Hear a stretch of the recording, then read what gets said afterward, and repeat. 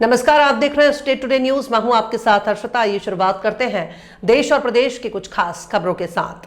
पूर्व क्षेत्र में कांग्रेस विधायक लखन घरघोरिया के नेतृत्व में निकाली गई रैली के दौरान नेताओं ने हाईकोर्ट चौराहे से अंबेडकर चौक, घमापुर चौक, बहोरा बाग, अब्दुल हमीद चौक होते हुए आधार ताल तक और अब्दुल हमीद चौक को गोहलपुर से जोड़ने वाले बहुप्रतीक्षित फ्लाईओवर ब्रिज की मांग को लेकर जोरदार आवाज उठाई। वक्ताओं ने कहा कि फ्लाईओवर के अभाव में क्षेत्र की आम जनता, अधिवक्ताओं, माताओं, बहनों, विद्यार्थियों और यात्रियों को घंटों जाम की समस्या से जूझना पड़ता है। प्रसव पीड़ा में महिलाओं को आधार ताल से एल्गिन अस्पताल पहुंचाने में गंभीर कठिनाइयां आती हैं, जिससे कई बार जान का खतरा भी बन जाता है। स्कूल कॉलेज के छात्र समय पर नहीं पहुंच पाते और यात्रियों की ट्रेन तक छूट जाती है। वहीं जाम के कारण अधिवक्ताओं का कोर्ट नंबर भी निकल जाता है। नेताओं ने आरोप लगाया कि यह फ्लाईओवर वर्ष 2019 से प्रस्तावित होने के बावजूद राजनीतिक कारणों और श्रेय लेने की होड़ में अटका हुआ है, जबकि यह परियोजना उत्तर मध्य पनागर, कैंट और पूर्व विधानसभा सहित पूरे जबलपुर के विकास के लिए आवश्यक है और विकास सभी के लिए समान होना चाहिए। जबलपुर में आज गोहलपुर, मोमिनपुरा, तलैया, नगीना मस्जिद के पास जश्न गरीब नवाज धूमधाम से मनाया गया, जिसमें दाता तिज्जी अली ने बताया कि हर वर्ष की तरह इस वर्ष भी जश्न ख्वाजा गरीब नवाज कार्यक्रम का एहतमाम रात्रि 8 बजे के बाद नमाज ईशा, सलातो सलाम पेश किया गया और फातिहा ख्वानी की गई, जहां पर हिंदू और मुस्लिम लोग शामिल होकर कौमी एकता की मिसाल कायम करते हुए सद्भावना का संदेश दिया। इस अवसर पर सैकड़ों लोगों ने शिरकत की। जश्न गरीब नवाज में आए हुए सभी अकीदतमंदों को दाता तिज्जी अली ने शुक्रिया अदा किया और देश की अमन शांति के लिए दुआएं मांगी गई।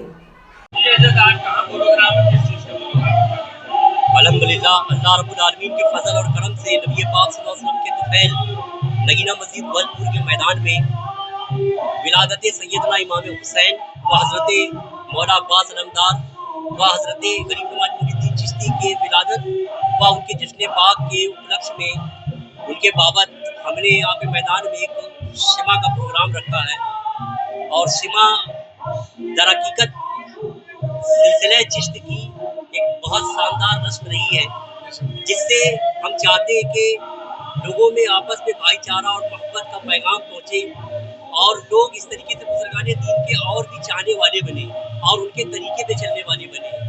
और अल्लाह ताला से हमारी दुआ है कि अल्लाह रब्बुल आलमीन हमें इसी तरीके से आपस में खुलूस व मोहब्बत से रहने की तौफीक अता फरमाए, बुजुर्गों के तरीके पे चलने की तौफीक अता फरमाए और बुजुर्गों की नाक सबको होने वाली मोहब्बत अता फरमाए, नबी पाक सल्लल्लाहु अलैहि वसल्लम के तरीके पर चलने की तौफीक अता फरमाए और आपस में अमन, चारे और मोहब्बत से रहने की तौफीक अता फरमाए।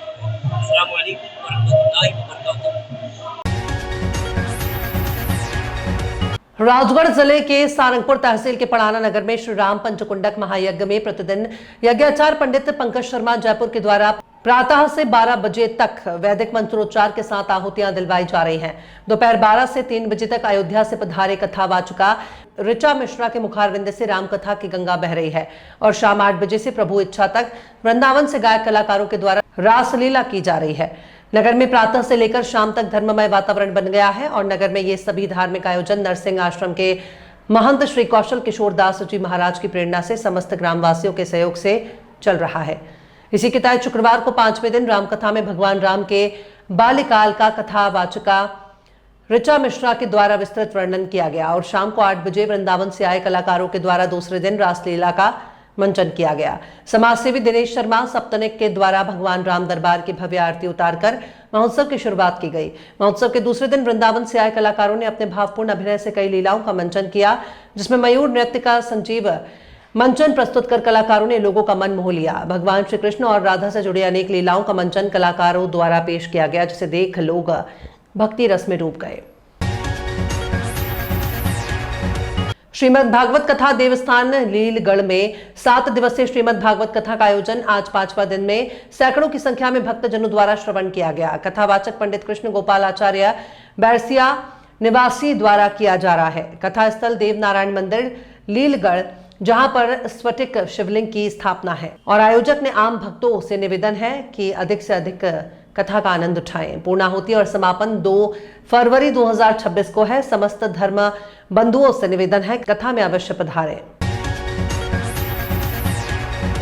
जिला कलेक्टर अदिति गर्ग और अनुविभागीय अधिकारी शिवानी गर्ग की जुगलबंदी और सामंजस्य से सीतामऊ छोटी काशी में साहित्य महोत्सव सफल हो पाया।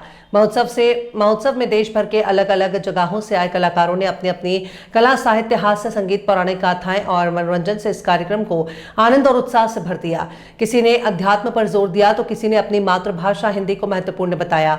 भारत की सबसे अहम खूबसूरती है कि हम रिश्तों को समेटना जानते हैं और यही रिश्तों की खूबसूरती है। किसी अपनी उपस्थिति दर्ज करी तो किसी ने विदेश से भी वर्चुअल द्वारा अपनी उपस्थिति दर्ज कराई। बेल्जियम से डॉक्टर रोजिना ने भारत की व्याख्या बयान करी। किसी ने जीवन के आखिरी क्षणों के बारे में बात करी तो किसी ने जीवन जीने की कला के बारे में बताया। 3 दिन चले साहित्य महोत्सव कार्यक्रम में जगह जगह से आए हुए लोगों ने विद्यार्थियों में हर्षोल्लास जोश का आगाज कर दिया। वहीं सीतामऊ की धरा को हर्षोल्लास से भर दिया। 3 दिवसीय साहित्य महोत्सव का समापन हुआ। देखिए महोत्सव को लेकर कुछ झलकियां। देश और प्रदेश की खास खबरों में फिलहाल इतना ही। और भी खबरों के लिए आप देखते रहिए स्टेट टुडे न्यूज।